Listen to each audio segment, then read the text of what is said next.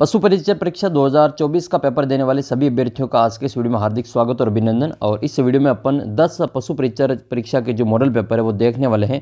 और ये model paper तैयार किए गए हैं सीसीआई बाड़मेर की ओर से। तो सबसे पहले अपन सीसीआई बाड़मेर का थैंक्स करते हैं और आपको इस वीडियो में सभी जो 10 मॉडल पेपर है उनका सार, उनका यानी कि निचोड़ आपको इसमें देखने को मिलेगा और क्विक रिवीजन के लिए आपके लिए बनाए जा रहे हैं। तो सबसे पहले आपको अपने पेपर के लिए ऑल द बेस्ट। आप अपना जो बेस्ट करके आएंगे और आपका सिलेक्शन इसमें पक्का होगा, ऐसी मैं उम्मीद करता हूं और आपके लिए शुभकामनाएं देता हूं। ईश्वर से ही प्रार्थना करते हैं कि आपका जो जिस परीक्षा की आप तैयारी कर रहे हैं इतने दिनों से, उसमें आपका सफल रिजल्ट रहे और आप जो अपने लक्ष्य को हासिल करें।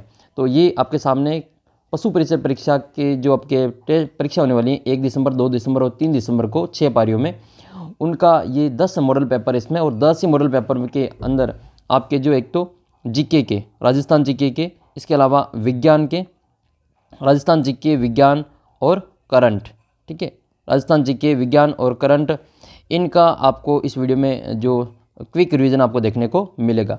तो ये सभी जो टेस्ट सीरीज है आपको इसमें सॉल्यूशन के रूप में उपलब्ध करवाई जा रही है। तो आप वीडियो को शुरू से अंत तक देखना और इस वीडियो को अपने सभी दोस्तों के साथ में शेयर जरूर करना। तो अब अपन इसमें आपकी जो 10 मॉडल पेपर है उनका क्विक रिवीजन आपके यहाँ पे करने वाले हैं। अगर आपने तैयारी की तो निश्चित रूप से ये आपकी तैयारी में और ज़्यादा बूस्ट का काम करेगा। तो ये आपके सामने ये पशु परिचय परीक्षा के जो इंपॉर्टेंट क्वेश्चन है वो अपन इसमें देखने वाले हैं। जैसे कि आपका जो सबसे पहला क्वेश्चन आपके सामने है कि 16वीं विधानसभा के जो विपक्ष के जो नेता प्रतिपक्ष है वो कौन है। तो इसका उत्तर हो जाएगा अपने राजस्थान की जो 16वीं जो विधानसभा है उसमें कांग्रेस के जो नेता प्रतिपक्ष हैं वो है टीकाराम जूली।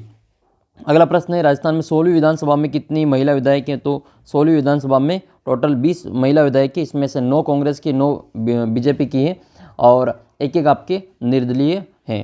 अभी वर्तमान में जो एक और जो शांता कुमारी जो जीती हैं सलूम्बर से, वो अभी इसमें काउंट नहीं है क्योंकि अब तक आपका पेपर बन चुका होगा। लेकिन आपको शांता कुमारी का नाम भी अगले आने वाले पेपर के लिए याद रखना है। अगला प्रश्न है पूर्वी राजस्थान नहर परियोजना के तहत कितने जिले लाभान्वित होंगे। तो जो ERCP हैं उसमें आपके 21 जिले लाभान्वित होंगे। पहले ये 13 होने थे, अभी आपके 21 जिले लाभान्वित होंगे। राजस्थान के नए मुख्य सचिव कौन है। तो सुधांशु पंत हैं। 100% प्रश्न पूछा जाएगा सुधांशु पंत का। जबकि राजस्थान इनसे पहले कौन थे। तो इनसे पहले थे उषा शर्मा जो कि 1 जनवरी 2024 तक थे, 31 दिसंबर 2024 तक। और ये 1 जनवरी 2024 से अपने जो सुधांशु पंत है वो राजस्थान के नए मुख्य सचिव हैं। ये उषा शर्मा राजस्थान की दूसरी महिला मुख्य सचिव हैं। इससे पहले राजस्थान की प्रथम महिला मुख्य सचिव 2009 में बनी थी CM अशोक गहलोत के समय में कुशाल सिंह। नेक्स्ट क्वेश्चन की ओर बढ़ते हैं। पद्मश्री से सम्मानित 2024 में जानकीलाल बांड का संबंध बहुरूपिया कला से है और ये मांडल भीलवाड़ा से आते हैं। डेजर्ट साइक्लोन 2024 किन देशों के मध्य युद्धाभ्यास हुआ था। तो ये भारत और UAE के बीच में हुआ था। राजस्थान सरकार द्वारा गैस सब्सिडी सिलेंडर सब्सिडी योजना कब लागू की गई। तो ये जो 450 रुपये वाली ये आपके 1 जनवरी 2024 से लागू की गई। इंडिया स्टोन मार्ट 2024 के 12वें संस्करण में राजस्थान के किस शहर में इसका आयोजन किया गया। तो ये जयपुर में आयोजित किया गया था। नेक्स्ट क्वेश्चन की ओर बढ़ते हैं। नेक्स्ट क्वेश्चन की ओर ये है कि डॉक्टर BR अम्बेडकर की 125 फीट ऊंची कांस्य प्रतिमा कहाँ स्थापित की गई, उद्घाटन हुआ इनका। तो ये आंध्र प्रदेश राज्य में हुआ है। आंध्र प्रदेश के किस स्थान पे हुआ आपको पता हो तो कमेंट करके बताना है। भारतीय नौसेना की तकनीकी शाखा में लेफ्टिनेंट बनने वाली प्रथम राजस्थानी महिला ईशा बिजारनिया का संबंध किस जिले से। तो ये झुंझुनू जिले से संबंधित है। मोहम्मद यूनुस जिन्हें माइक्रो फाइनेंस बैंकिंग में अग्रणी भूमिका के लिए 2006 में शांति का नोबेल पुरस्कार मिला था। तो हाल ही में खबरों में थे किस देश से हैं। तो ये बांग्लादेश से संबंधित हैं। हाल ही में खबरों में रही उदंती सीता नदी टाइगर रिजर्व किस राज्य में। तो ये छत्तीसगढ़ राज्य में स्थित है। 90वें एशियाई शीतकालीन खेलों का आधिकारिक नारा क्या था। तो सर्दियों का सपना एशिया के बीच प्यार, ये इसका जो आधिकारिक नारा था। हाल ही में असम का जो सर्वोच्च नागरिक पुरस्कार है असम वैभव, ये किसको दिया गया। तो ये रंजन गोगोई को दिया गया। नेक्स्ट है राष्ट्रीय मतदाता दिवस कब मनाया जाता है। तो 25 जनवरी को राष्ट्रीय मतदाता दिवस मनाया जाता है। अगला प्रश्न है कवि राजा श्यामल दास ने गोयलों की कितनी शाखा बताई। तो 36 शाखाएं बताई हैं। और इनकी जो रचना है श्यामल दास की वो वीर विनोद है जो कि 5 खंडों में विभाजित हैं। पन्नादाय दुर्गादास से क्या प्रेरणा मिलती है। तो बलिदान की, देश के लिए बलिदान की प्रेरणा मिलती है। वह रानी जिसने अपने सैकड़ों अनुयायियों के साथ अलाउद्दीन खिलजी के 1303 में चित्तौड़गढ़ पर कब्जा होने पर जोहर किया था तो वो थी पद्मिनी। और चित्तौड़गढ़ दुर्ग का नाम उस समय अलाउद्दीन खिलजी ने अपने पुत्र खिज़्र खां को बिठा करके उसका नाम खिज़राबाद कर दिया था। जालौर और आपके जो सिवाना है इसका नाम क्या कर दिया था, कमेंट करके बताना है।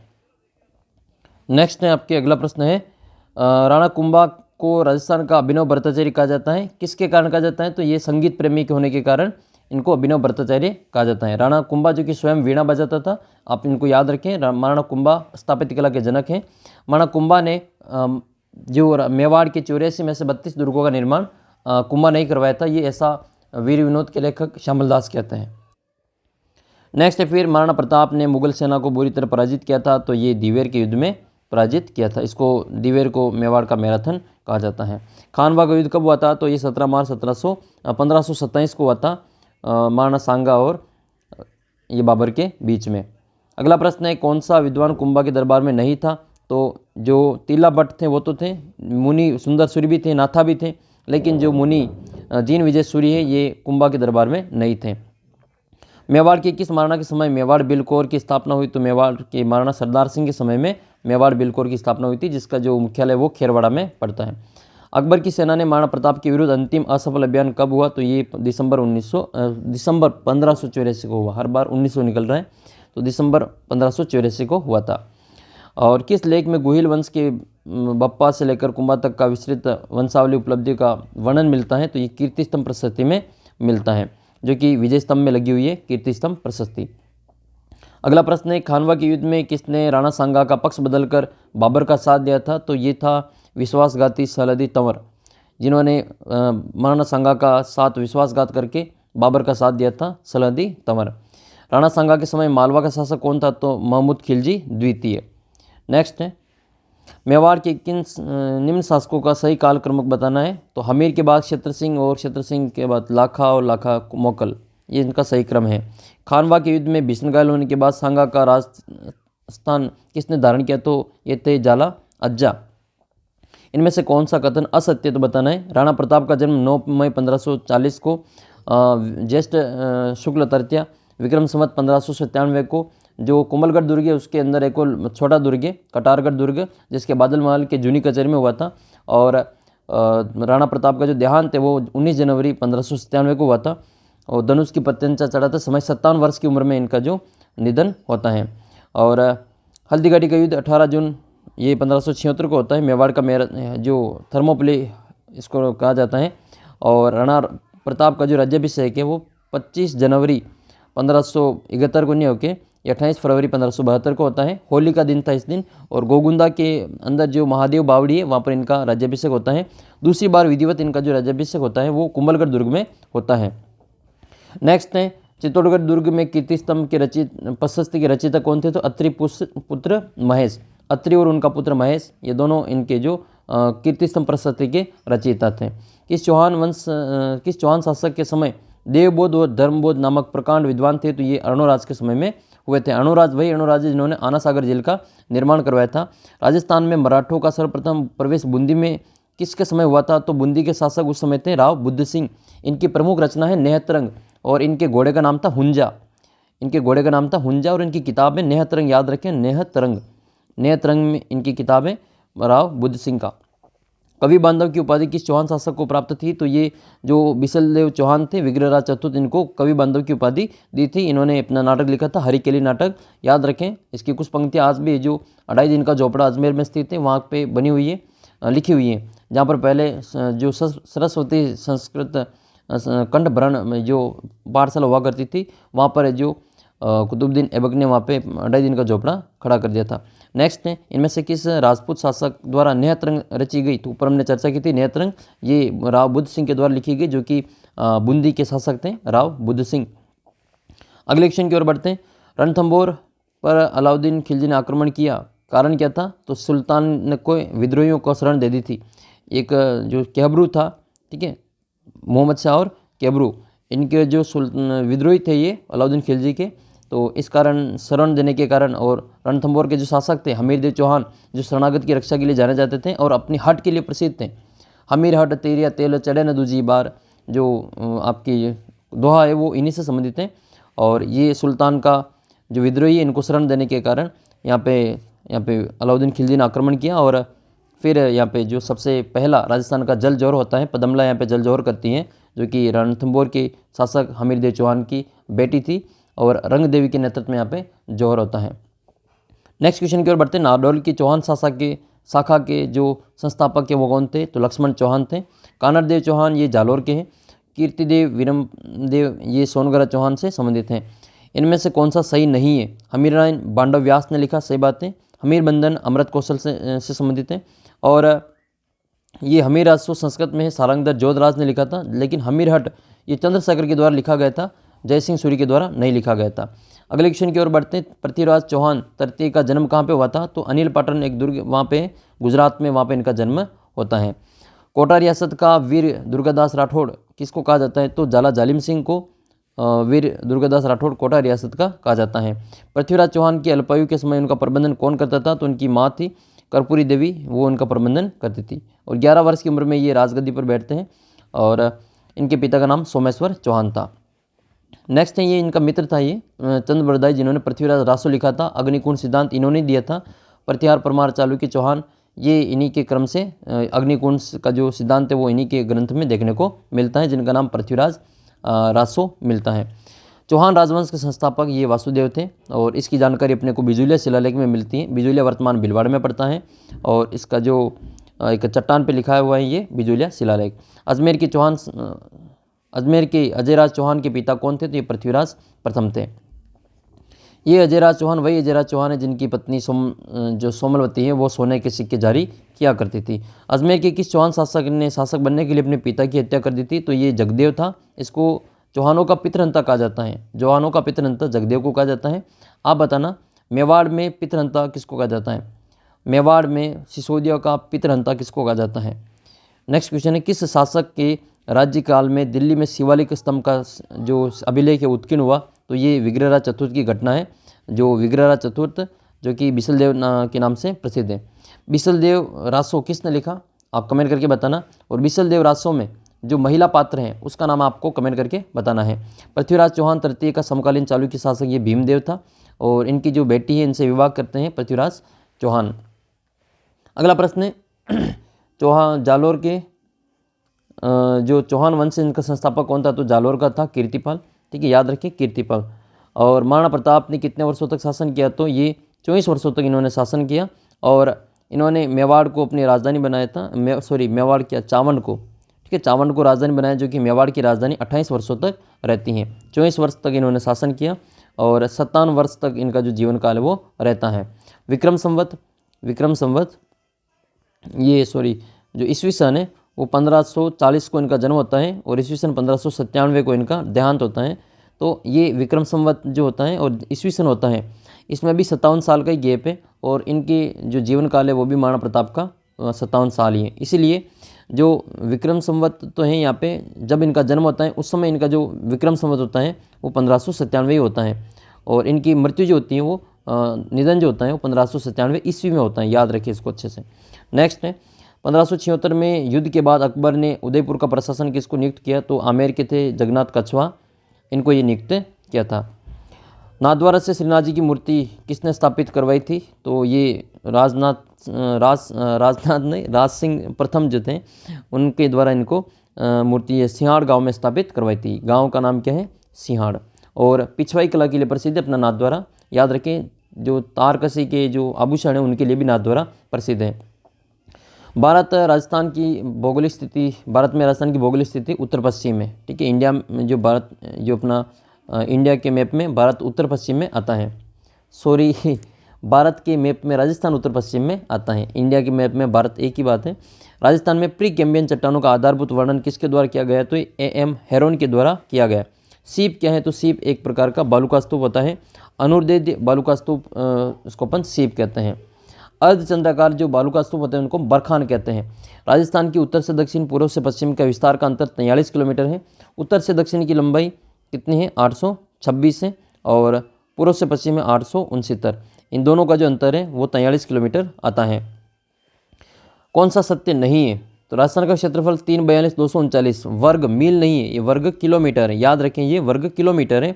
मील में इसका जो क्षेत्रफल है वो अलग आता है। ये वर्ग किलोमीटर में दे रखा है, इसलिए ये इसमें वर्ग किलोमीटर में होना चाहिए, इसलिए ये गलत है क्योंकि यहाँ पे वर्ग मील में दे रखा है।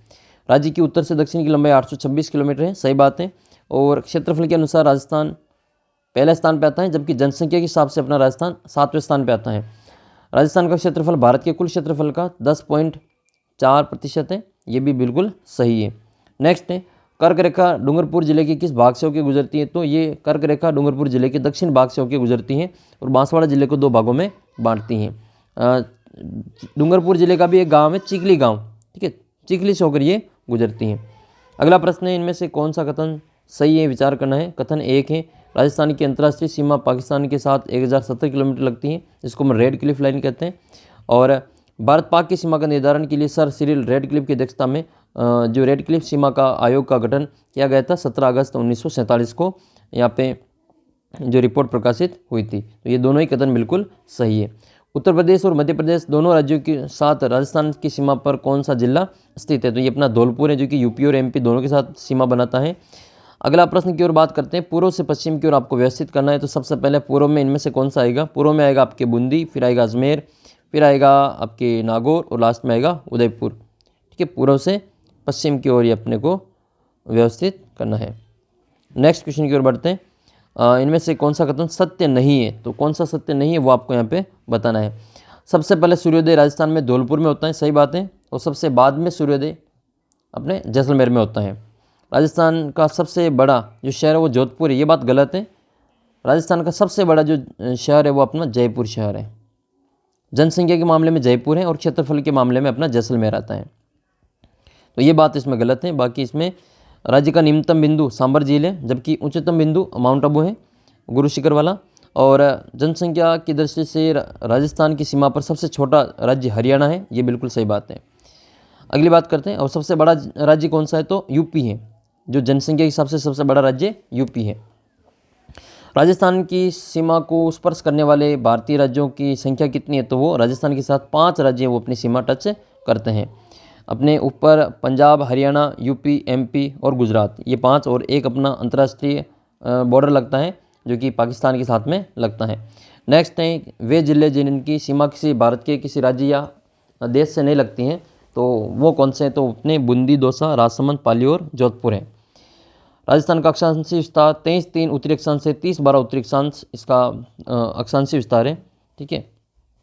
नेक्स्ट है, राजस्थान के किन 2 जिलों का मुख्यालय अक्षांश समान है? तो पाली और बाड़मेर का जो मुख्यालय अक्षांश है वो बिल्कुल समान है।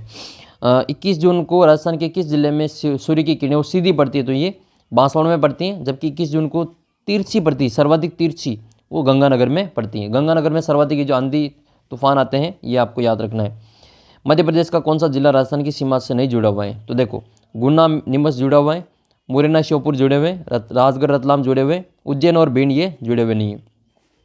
कौन सी रेखा राजस्थान से गुजरती है? तो एक तो गुजरती है कर्क रेखा और एक 23.5 डिग्री उत्तरी अक्षांश, ये दोनों एक ही रेखा के नाम है।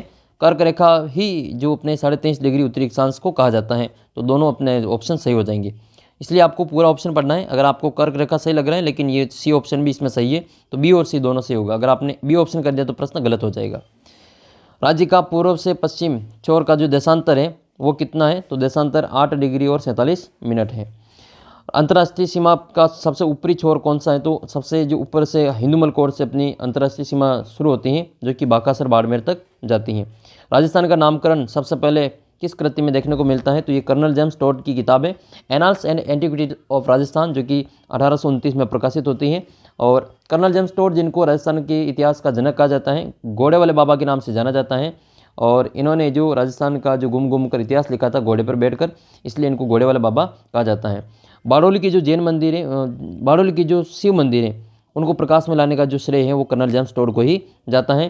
कर्नल जेम्स टोड के नाम से बोरासवाड़ा जो कस्बा है अजमेर का, उसका नाम बदल करके कर्नल जेम्स टोड ने अपने नाम पर इसका जो एक गढ़ बनाया था, किला बनवाया था, जिसको अपन टोडगढ़ के नाम से जानते हैं। वर्तमान में टोडगढ़ में एक सरकारी स्कूल संचालित है। अगले क्वेश्चन की ओर बात करते हैं, राजस्थान किस देश के से 5 गुना बड़ा है? तो ये श्रीलंका से 5 गुना बड़ा है। इजराइल से कितना गुना बड़ा है? कमेंट करके आपको बताना है कि राजस्थान इजराइल से कितना गुना बड़ा है। तो राजस्थान इजराइल से कितना गुना बड़ा है, ये आपको कमेंट करके बताना है। जेम्स टोड की जो किताब है ट्रेवल्स इन वेस्टर्न इंडिया, इसका प्रकाशन ये 1839 में होता है, जबकि 1829 में, ठीक है, annals and antiquities of Rajasthan, इस किताब का जो प्रकाशन है वो 1829 में होता है। ये 1839 वाली जो किताब है वो इनकी डेथ के बाद में इनका प्रकाशन होता है। अगला क्वेश्चन आपके हैं, पाकिस्तान से सर्वाधिक लंबी सीमा वाला जिला कौन सा है? तो ये जैसलमेर है, ठीक है, 464 किलोमीटर। नेक्स्ट क्वेश्चन की ओर बढ़ते हैं। सीकर संभाग का निर्माण कितने संभागों को तोड़कर किया गया है? तो सीकर जो संभाग है जयपुर और बीकानेर से बना है। राजस्थान की अंतर्राष्ट्रीय सीमा पर कुल कितने जिले हैं? तो अभी वर्तमान में 6 जिले हैं, ठीक है, लेकिन आपको पुराने 4 जिले ही याद रखना है, पुराने वाले ही पूछे जा रहे हैं। साइंस के क्वेश्चन है, भौतिक परिवर्तन का उदाहरण नहीं है। देखो, ठोस का द्रव में बदलना भौतिक परिवर्तन है, अवस्था परिवर्तन वाले भौतिक परिवर्तन है, द्रव का गैस में बदलना भौतिक परिवर्तन है, गैस का द्रव में बदलना ये भी भौतिक परिवर्तन है। देखो, ठोस का द्रव में बदलना ये गलन हो जाएगा, और द्रव का गैस में वाष्पन है, और गैस का द्रव में ये संघनन है, ठीक है, ये तीनों ही आपके भौतिक परिवर्तन है। जबकि दूध का फटना ये पनीर बन जाएगा, दूध फटेगा तो पनीर बनाएंगे, ये अपना नया पदार्थ बनेगा, तो इसमें अपन रासायनिक जो भी परिवर्तन इसको कहेंगे। कौन सा भौतिक परिवर्तन का उदाहरण नहीं है? गैस का ठोस में बदलना ये आपका ठोस का गैस में बदलना, जैसे ऊर्ध्वपतन होता है उसके विपरीत क्रिया है, तो ये आपके भौतिक परिवर्तन है। बर्फ़ का जल में पिघलना ये आपके भौतिक परिवर्तन है। जल का वाष्प में बदलना, भाप में बदलना भौतिक परिवर्तन है। पटाखों का विस्फोट, इंपॉर्टेंट है, आपकी परीक्षा में आएगा ये, पटाखों का विस्फोट रासायनिक परिवर्तन से संबंधित है। इनमें से कौन सा एक रासायनिक परिवर्तन का उदाहरण नहीं है? भाप का बर्फ में बदलना ये आपके भौतिक परिवर्तन है। जबकि सेब काटने पर उसका रंग भूरा हो जाना ये रासायनिक परिवर्तन है। जबकि सेब काटने पर ये भौतिक परिवर्तन है, उसका रंग परिवर्तन होना रासायनिक परिवर्तन है। मेहंदी का रचना ये लासोन के कारण इसका रंग परिवर्तन हो जाता है। लासोन एक रंगहीन पदार्थ होता है जो सूर्य के प्रकाश और जल से बिक्रिया करके लाल रंग का पदार्थ छोड़ता है, जो अपनी मेहंदी रच जाती है। लोहे पर जंग लगना ये रासायनिक परिवर्तन है। लोहे को जंग से बचाने के लिए उसके ऊपर जिंक की परत चढ़ाई जाती है, जिसको यसद लेपन, गैल्वेनीकरण कहा जाता है। एक अगला प्रश्न है, इनमें से कौन सा भौतिक परिवर्तन का उदाहरण नहीं है? तो गलन, वाष्पन, संघनन ये भौतिक परिवर्तन है। जबकि श्वसन हो गया, पाचन हो गया, प्रकाश संश्लेषण हो गया, ये सभी आपके रासायनिक परिवर्तन के उदाहरण हैं। नेक्स्ट क्वेश्चन की ओर बढ़ते हैं, इनमें से कौन सा रासायनिक परिवर्तन का उदाहरण नहीं है? तो ध्वनि का उत्पन्न भौतिक है, ध्वनि का उत्पन्न होना ये भौतिक परिवर्तन है, ठीक है, ध्वनि का उत्पन्न होना ये भौतिक परिवर्तन है, इसमें थोड़ा मिस्टेक है। किण्वन द्वारा शराब बनाना ये रासायनिक परिवर्तन है, और ये पेड़ पौधे द्वारा प्रकाश संश्लेषण ये अपना रासायनिक परिवर्तन है। प्लेटिनम के तार को गर्म करने पर चमकना ये भौतिक परिवर्तन है, ठीक है, और ध्वनि उत्पन्न होना भी एक प्रकार से ये रासायनिक परिवर्तन में आता है। कौन सा रासायनिक परिवर्तन का उदाहरण है? तो जादू से पानी में आग लगाना ये रासायनिक परिवर्तन है। कागज़ का काटना, बर्फ का प्रकाशित होना, चीनी का जल में घुलना ये भौतिक परिवर्तन के उदाहरण है। कौन सा रासायनिक परिवर्तन का उदाहरण है? तो इसमें नमक का जल में घुलना भौतिक है, मोम का पिघलना भौतिक है, लोहे का चुंबक में बदलना भौतिक है। लेकिन चूने के पानी में CO2 प्रवाहित करने पर जो कैल्शियम कार्बोनेट बनता है, चूने का पानी दूधिया हो जाता है, जो CO2 की पुष्टि करता है, ये कौन सा परिवर्तन है? ये रासायनिक परिवर्तन का उदाहरण है। निम्न पर विचार कीजिए। नौसादर, NH4Cl, अमोनियम क्लोराइड, ऊर्ध्वपातन, अमोनियम क्लोराइड का सफ़ेद धुआं बनना। देखो, ये ऊर्ध्वपातन जो है वो भौतिक परिवर्तन है, जबकि अमोनियम क्लोराइड का सफ़ेद धुआं बनना ये रासायनिक परिवर्तन होगा। कौन सा रासायनिक परिवर्तन का उदाहरण है? तो प्रिज्म से गुजारने पर प्रकाश 7 रंगों में बढ़ जाता है, ये वर्ण विक्षेपण, ये अपने भौतिक परिवर्तन है। सानी हुई मिट्टी से सूखने पर भंगुर हो जाना ये आपके भौतिक परिवर्तन है। नमक का पानी में घुलना भौतिक परिवर्तन है। सब्जियों को पकाने पर उनका मुलायम हो जाना ये रासायनिक परिवर्तन है। सब्जियों का सड़ना, गलना ये आपके रासायनिक परिवर्तन के अंतर्गत आता है। कक्ष ताप पर दूध का खट्टा होना शामिल है, तो ये दूध फट जाता है, दूध या अम्लीय हो जाता है, ये अपने रासायनिक परिवर्तन में आता है। मोमबत्ती का जलना, इसमें भौतिक परिवर्तन रासायनिक दोनों आता है, ठीक है, मोमबत्ती पिघलती भी है और जलेगी तो पिघलेगी, दोनों परिवर्तन इसमें आते हैं। कौन सा रासायनिक परिवर्तन नहीं है? लोहे में जंग लगना रासायनिक परिवर्तन है। मैग्नीशियम रिबन का जलना ये भी रासायनिक परिवर्तन है। मोमबत्ती का जलना रासायनिक परिवर्तन है, लेकिन मोम का पिघलना भौतिक परिवर्तन आता है, ये इसलिए याद रखें। कौन सा भौतिक परिवर्तन है? तो वायु में मैग्नीशियम तार का जलना रासायनिक है। अम्लीकृत जल का विद्युत अपघटन रासायनिक है। CO2 को चूने के पानी में गुजारना, पानी दूधिया हो जाता है, ये रासायनिक है। लेकिन प्लेटिनम तार को गर्म करने पर चमकना ये भौतिक परिवर्तन का उदाहरण है। कौन सा भौतिक परिवर्तन में नहीं होता है? आकृति में परिवर्तन होता है, रंग में परिवर्तन होता है, घनत्व में परिवर्तन होता है, लेकिन नए पदार्थ नहीं बनते हैं, ठीक है, भौतिक परिवर्तन में कोई नया पदार्थ नहीं बनता है। कारण हटाने पर वापस अपनी पूर्व अवस्था में आ जाता है, ये उत्क्रमणीय होते हैं। हमेशा नहीं होते हैं, लेकिन सामान्यतः उत्क्रमणीय होते हैं। भौतिक परिवर्तन का उदाहरण है तो मोमबत्ती का जलना रासायनिक है, दूध से दही रासायनिक है, चांदी के बर्तनों पर काली पड़ना रासायनिक है, चीनी का पानी में घुलना भौतिक परिवर्तन है। एक बंद निकाय में भौतिक रासायनिक परिवर्तन के समय कौन सा गुण अपरिवर्तित रहता है? तो देखो, कण का विन्यास, आकार और घनत्व तो बदल जाएगा, लेकिन भौतिक परिवर्तन और रासायनिक परिवर्तन में हमेशा उसका द्रव्यमान सेम ही रहता है। इसको द्रव्यमान संरक्षण का नियम भी कहते हैं। कौन सा भौतिक परिवर्तन का उदाहरण है? तो लोहे का चुंबक में बदलना एक भौतिक परिवर्तन का उदाहरण है। आटे की रोटियां बनाना रासायनिक है, फलों का पकना रासायनिक है, ध्वनि का उत्पन्न होना रासायनिक है। नेक्स्ट है, इनमें से कौन सा भौतिक परिवर्तन का उदाहरण है? तो एल्यूमिनियम के टुकड़े को पीटकर एक फॉइल बनाना, पतला पत्र बनाना, ये अपने भौतिक परिवर्तन है। जबकि एलपीजी गैस का दहन, अपने गैस सिलेंडर से जो गैस निकलती है उसका दहन होता है, उसको अपन भौतिक रासायनिक परिवर्तन के अंतर्गत लेते हैं। दूध का फटना रासायनिक परिवर्तन है, अगरबत्ती का जलना भी रासायनिक परिवर्तन आता है। एक कार्बन डाइऑक्साइड को, जब कार्बन डाइऑक्साइड गैस को चूने के पानी में प्रवाहित किया जाता है तो कैल्शियम कार्बोनेट बनने के कारण चूने का पानी दूधिया हो जाता है, ये परिवर्तन ए है। जब नींबू के रस में खाने का सोडा मिलाया जाता है तो बुलबुले बनते हैं, गैस निकलती है, परिवर्तन बी है। दोनों परिवर्तन किस प्रकार के परिवर्तन है? तो ये इसमें पहले में भी रासायनिक परिवर्तन है और दूसरे में भी रासायनिक परिवर्तन है। रासायनिक परिवर्तन संबंधित कोड का चयन कीजिए, तो इसमें आपको रासायनिक परिवर्तन कौन कौन से हैं? देखो, एक तो आपके किसी गैस का बनना रासायनिक परिवर्तन है, उष्मा या प्रकाश का निर्मुक्त होना रासायनिक परिवर्तन है, पराबैंगनी किरणों का अवशोषण होना रासायनिक परिवर्तन है, जबकि रबड़ को खींचकर छोड़ना ये भौतिक परिवर्तन है। तो 1, 3, 4 आपका सही हो जाएगा। इनमें से कौन सा रासायनिक परिवर्तन का उदाहरण है? तो रासायनिक परिवर्तन सोडियम क्लोराइड का क्रिस्टलन, ये आपके भौतिक परिवर्तन है। बर्फ का गलना, ये भौतिक परिवर्तन है। दूध का आस्कंदन, ये आपके रासायनिक परिवर्तन का उदाहरण है। नेक्स्ट क्वेश्चन है, भौतिक परिवर्तन नहीं है तो इनमें से कौन सा भौतिक परिवर्तन नहीं है? तो देखो, मोम का पिघलना भौतिक परिवर्तन है। एल्यूमिनियम के टुकड़े को पीटकर पतली फॉइल बनाना, ये भौतिक परिवर्तन है। भाप का संघनन भौतिक परिवर्तन है। पत्तियों का खाद बनना, ये रासायनिक परिवर्तन का उदाहरण है। अगले क्वेश्चन की ओर बढ़ते हैं। ऐसे परिवर्तन जो नए पदार्थ बनाते हैं उनको अपन रासायनिक परिवर्तन कहते हैं, और रासायनिक परिवर्तन हमेशा अनुत्क्रमणीय होते हैं। क्रिस्टलीकरण एक भौतिक परिवर्तन का उदाहरण है, सही बात है ये। और रासायनिक अभिक्रिया एक रासायनिक परिवर्तन है। दोनों ही कथन बिल्कुल 100% सही है।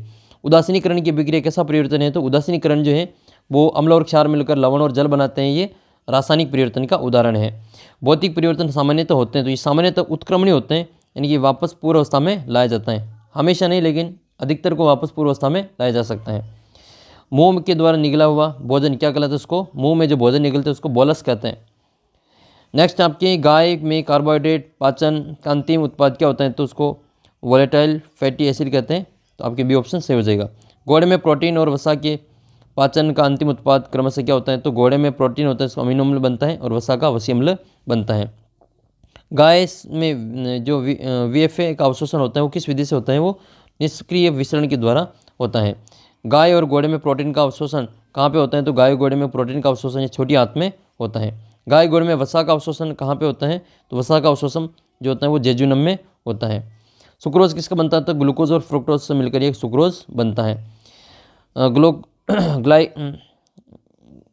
ग्लाइकोलाइसिस किस स्थिति में उत्पन्न होता है? तो ये वायवीय और अवायवीय दोनों में उत्पन्न होता है ग्लाइकोलाइसिस। क्रेब चक्र के द्वारा उचित स्थान, तो क्रेब चक्र माइटोकॉन्ड्रिया में होता है। आमाशय के किस भाग को सत्य आमाशय कहते हैं? तो जो एबोमेजम होता है, एबोमेजम को ट्रू स्टोमक या इसको सत्य आमाशय कहा जाता है। ऊंट और लामा में आमाशय का कौन सा भाग अनुपस्थित होता है? तो इसको ओमेजम जो होता है वो अनुपस्थित होता है। रेटिकुलम में किण्वित भोजन का मुंह में वापस लाना क्या कहलाता है? तो उसको रेगुर्गिशन कहा जाता है। जुगाली का भाग नहीं है, तो जो रिहेबिलिटेशन होता है वो जुगाली का भाग नहीं होता है। भेड़ बकरी में जो गर्भ परीक्षण का तरीका होता है वो कौन सा है? तो आपके एब्डोमिनल जो प्लेप्शन होता है इसके द्वारा ये इसको टेस्ट किया जाता है। गाय में गर्भ परीक्षण का सबसे पहले लक्षण क्या है? तो एक अंडाशय में पूर्णतः विकसित CL का महसूस होना, ये पहला लक्षण है। नेक्स्ट आपका अगला प्रश्न है, रेक्टल पैल्पेशन के द्वारा गाय के गर्भ परीक्षण के समय जो फर्मिटस होता है, मध्य गर्भाशय धमनी का महसूस होना किस समय देखने को मिलता है? तो गर्भकाल के लगभग 80 से 120 दिन के बाद, 3 से 4 महीने बाद।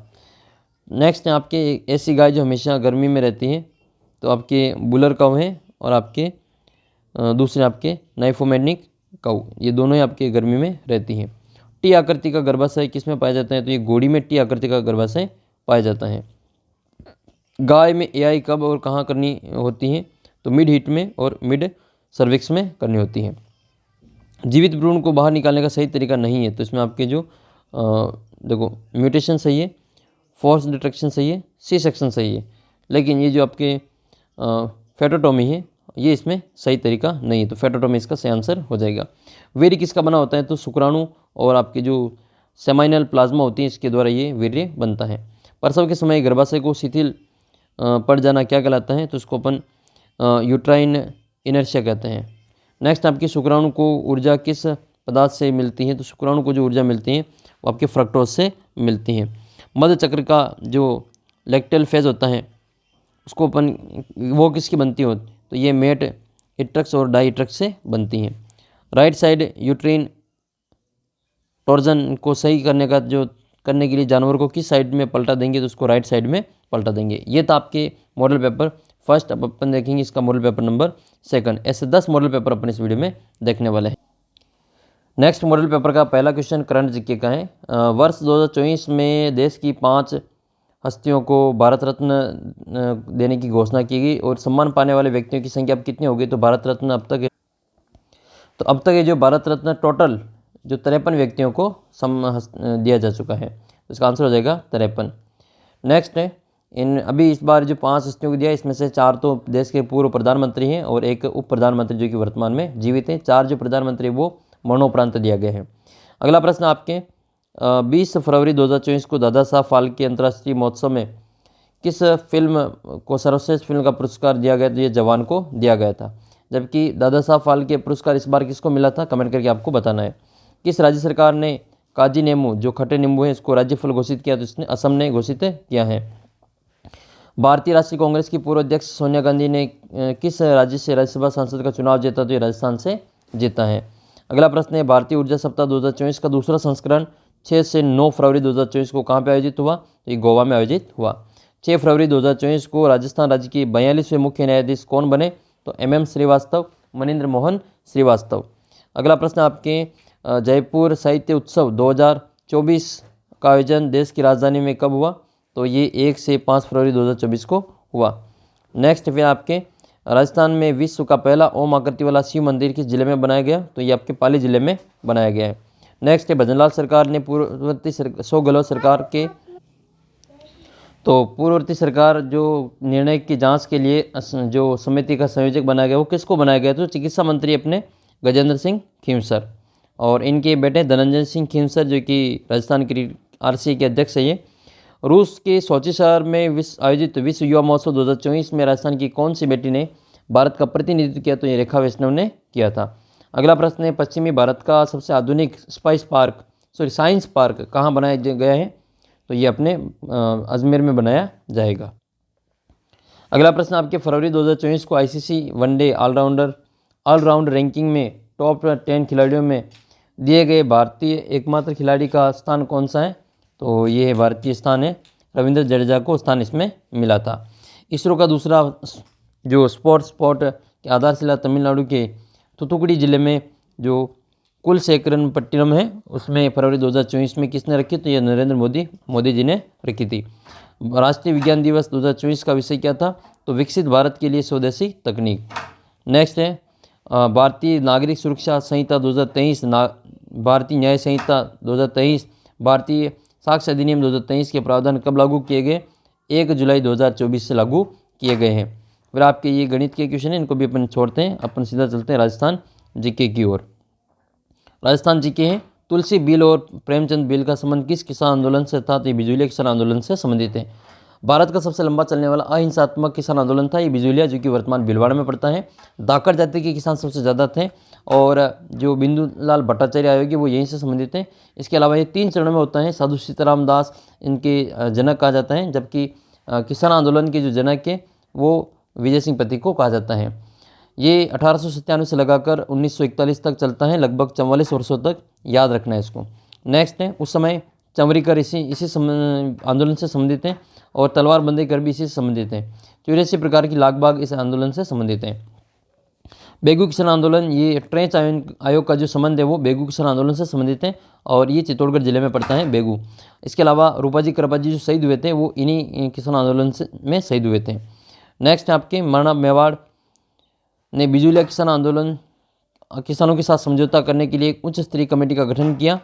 उसके सचिव किसे बनाए गए थे, ये आलगवी को बनाया गया था। नेक्स्ट है बीरबल दिवस कब मनाया गया, तो शहीद बीरबल दिवस 17 जुलाई 1946 को मनाया गया। ये बीकानेर में मनाया गया था बीरबल दिवस। किसकी अध्यक्षता में मीणा जाति के विशाल सम्मेलन अप्रैल 1944 को नीम का थाना में हुआ था, तो संत मगन सागन के नेतृत्व में हुआ था। नेक्स्ट फिर अगला क्वेश्चन है महात्मा गांधी ने दोहरे हत्याकांड की संजय किसको दी थी, तो निमूचना हत्याकांड को दोहरा जो डबल डायरिज्म कहा था इसको। नेक्स्ट है इसमें कौन सा असंगत है, तो ऋषिदत्त मेहता बूंदी से हैं, विजय सिंह पत्नी यूपी से हैं और अर्जुन लाल सेठी जयपुर से हैं। जमुनालाल बजाज ये सीकर से थे, ठीक है, तो ये आपके पोखरण वाला गलत हो जाएगा। नेक्स्ट है कांग्रेस के किस अधिवेशन में पहली बार देशी रियासतों के प्रतिनिधि संस्थाएं उत्तरदायी शासन की स्थापना करने के लिए एक अध्यादेश पारित हुआ था, तो ये आपके प्रस्ताव पारित हुआ था 1927 में मद्रास अधिवेशन में। नेक्स्ट आपके अग्नि किस हत्याकांड में ब्रिटेन की संसद में सदन हाउस ऑफ कॉमन्स में चर्चा हुई थी, तो ये कुंदन गांव का जो हत्याकांड हुआ था इससे संबंधित है। नेक्स्ट आपके जोधपुर के मारवाड़ लोक परिषद का गठन कब हुआ था, तो जोधपुर में मारवाड़ लोक परिषद का जो गठन है वो मई 1938 में हुआ था।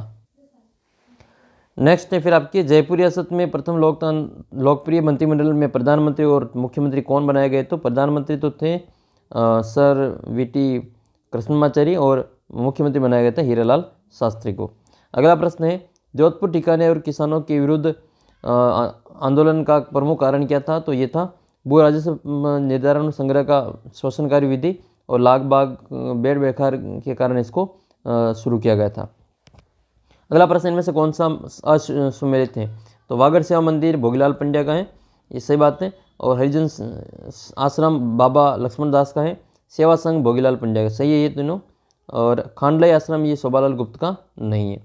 नेक्स्ट है भारत की देशी रियासतों में वैध और शांतिपूर्ण उपायों से वहाँ के राजाओं को छत्रछाया में उत्तरदायी शासन स्थापित करने हेतु 1927 में बम्बई की कौन सी संस्था स्थापित हुई, तो बम्बई में अखिल भारतीय देशी राज्य लोक परिषद की स्थापना हुई थी।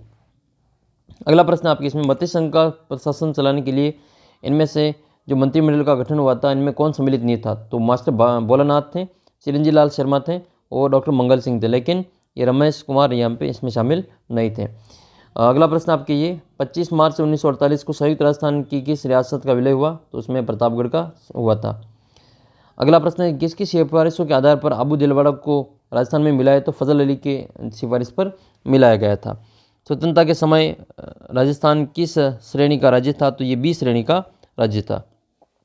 राजस्थान की सभी रियासतों को मिलाकर राजस्थान यूनियन का गठन करते हुए 25-26 जून 1946 को राजपुताना गुजरात और मालवा नरसों ने का जो सम्मेलन है वो किसने बुलाया था, तो ये मेवाड़ के महाराणा ने बुलाया था, भोपाल सिंह ने। जोधपुर के कौन से राजा अपनी रियासत को एक स्वतंत्र इकाई के रूप में रखना चाहते थे, तो हनुमंत सिंह जो थे जोधपुर वो रखना चाहते थे। अगला प्रश्न है राजस्थान का एकीकरण कब शुरू हुआ था, तो 18 मार्च 1948 को शुरू हुआ था और समाप्त कब हुआ था, तो 1 नवंबर 1956 को समाप्त हुआ था। कितने चरणों में हुआ था, तो 7 चरणों में हुआ था। कौन सा असुमेलित है, देखो सुनेल टप्पा एकीकरण 1 नवंबर 1956 को हुआ था, सही बात है। कोटा 25 मार्च 1948 को, सिरोही जनवरी 1950 को, ये सही है। बीकानेर वाला गलत है इसमें, ये 18 अप्रैल 1948 को ये संयुक्त राजस्थान का इसमें हुआ था, ये 18 अप्रैल 1948 गलत है। इंसान पहले इंसान है फिर हिंदू या मुसलमान, ये संदेश आचार्य तुलसी का है, ठीक है, आचार्य तुलसी का। दुर्गादास राठौड़ की छतरी कहाँ पे है, तो ये उज्जैन में बनी हुई है, जो क्षिप्रा नदी किनारे ये उज्जैन में बनी हुई है। चौधराई की चतुराइन ये विजयदान देता की रचना है, विजयदान देता जिनको बिज्जी के नाम से जाना जाता है। नेक्स्ट आपके कौन सा व्यक्ति और उसका संबंध सही नहीं है, तो जगजीत सिंह गंगानगर के हैं, गजल गायक हैं ये। विश्व मोहन भट्ट जयपुर के हैं, मोहन वीणा का आविष्कार किया था। कोमल कोठारी ये चित्तौड़गढ़ जिले के कापासन के हैं, बोरुंदा में इन्होंने जो रूपायन संस्थान है वो स्थापित की थी। शैतान सिंह ये गलत है। परमवीर चक्र प्राप्त करने वाले प्रथम राजस्थान जो है वो परमवीर चक्र वाले पीरू सिंह है, ठीक है, हवलदार पीरू सिंह। गौरी देवी राजस्थान के किस लोक संगीत से जुड़ी हुई, तो ये मान गायन से संबंधित है। अगला प्रश्न है राजस्थान की प्रथम महिला सांसद शारदा भार्गव हैं और किशनगढ़ की राजकुमारी जिसका संबंध मुगल बादशाह औरंगजेब से तय था और बाद में धर्म की रक्षा हेतु मेवाड़ के महाराजा महाराणा राज सिंह ने उनसे विवाह किया, तो ये थे चारुमती। नेक्स्ट है आपके राजस्थान की प्रसिद्ध महिला साहित्यकार जो सांसद विधायक हैं और रह चुके और 1984 में पद्मश्री पुरस्कार मिला, ये थी सलूम्बर की लक्ष्मी कुमारी चुंडावत। इनकी कहानियाँ बहुत फेमस है लक्ष्मी कुमारी चुंडावत की। राजस्थानी महिला खिलाड़ी रीमा दत्ता, ये तैराकी हैं। रीमा दत्ता राजस्थान की तैराकी से संबंधित हैं। नेक्स्ट क्वेश्चन है टोडगढ़ को राजस्थान में कब शामिल किया गया, तो ये 1 नवंबर 1956 को शामिल किया गया था। ये वही टोडगढ़ है जो बोरासवाड़ा नामक गांव में किला बना था और उसका नाम टोडगढ़ रखा गया था। मेवाड़ महाराणा भोपाल सिंह किस वर्ष महाराज प्रमुख बने, तो ये 1949 को बने थे। BR पटेल समिति की सिफारिश पर राजधानी किसको बनाया गया है, तो ये जयपुर को राजधानी बनाया गया था। नेक्स्ट है पारसोली समझौता किस किसान आंदोलन से संबंधित है, तो पारसोली बेगू के पास में पड़ता है, ये बेगू किसान आंदोलन से संबंधित है। किस रियासत में खालसा क्षेत्र किसान आंदोलन में किया था, तो खालसा क्षेत्र ये अलवर में पड़ता है। इनमें से कौन सा सुमेलित है वो आपको बताना है, तो सुमेलित अगला है इसमें आपके भाकर जो है पूर्वी सिरोही की ढाल वाली पहाड़ियों को भाकर कहा जाता है। ठीक है। नेक्स्ट है आपके बांगड़ या वागड़, बागड़ या वागड़ के नाम से मध्य माही जो बेसिन है उसको बागड़ या वागड़ के नाम से जाना जाता है। बागड़ नहीं वागड़ है ना, बागड़ तो आपके उधर झुंझुनू सीकर वाले एरिया में पड़ता है, शेखावटी में पड़ता है बांगड़, जबकि वागड़ जो है ये दक्षिण राजस्थान में आता है, माही के आसपास में।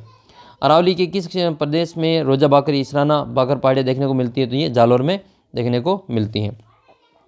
रेतीले शुष्क प्रदेश मैदान और अर्धशुष्क मैदान की समवर्षा रेखा किसके द्वारा पृथक की जाती है, तो 25 सेमी द्वारा ये अपने रेगिस्तान को 2 भागों में बांटती हैं। कौन सा सुमेलित नहीं है, तो कुंभलगढ़ राजसमंद में, जरगा उदयपुर में है, रघुनाथगढ़ ये कहाँ पे, रघुनाथगढ़ ये है सीकर में, जबकि जो कमलनाथ है वो सिरों में नहीं है ये। ठीक है, ये कमलनाथ उदयपुर में स्थित है। राजस्थान में स्थित थार मरुस्थल का बालुका स्तूप प्रकार नहीं है, तो देखो पैराबोलिक है, बरखान है, तारा है, सीप भी है, लेकिन ये धुराउड नहीं है। आकल जैसलमेर ये आपके काश उद्यान से संबंधित है। नेक्स्ट है राजस्थान के विंध्यन कगार क्षेत्र में किस प्रकार की चट्टानें देखने को मिलती हैं, तो बलुआ पत्थर की चट्टानें देखने को मिलती हैं। 56 का मैदान राजस्थान के किस भाग में, तो दक्षिण भाग में स्थित है। राजस्थान में सर्वाधिक भूकंप प्रभावित क्षेत्र कौन सा है, तो अलवर झुंझुनू और अलवर भरतपुर वाला क्षेत्र सबसे ज़्यादा प्रभावित है। सबसे कम जो प्रभावित क्षेत्र है वो पश्चिमी राजस्थान वाला है। पश्चिमी मरुस्थलीय प्रदेश का विस्तार राजस्थान का कुल क्षेत्रफल का कितना भाग है, तो 2/3 भाग है, लगभग 62% है ना, 2/3 लगभग 62%, 2/3। वीसी मिश्रा ने राजस्थान को कितने भागों में बांटा, तो 7 भागों में बांटा है। बाड़मेर गुड़ामलन क्षेत्र में किस काल के चट्टानों के अवशेष मिलते हैं, तो टर्सरी काल के अवशेष मिलते हैं।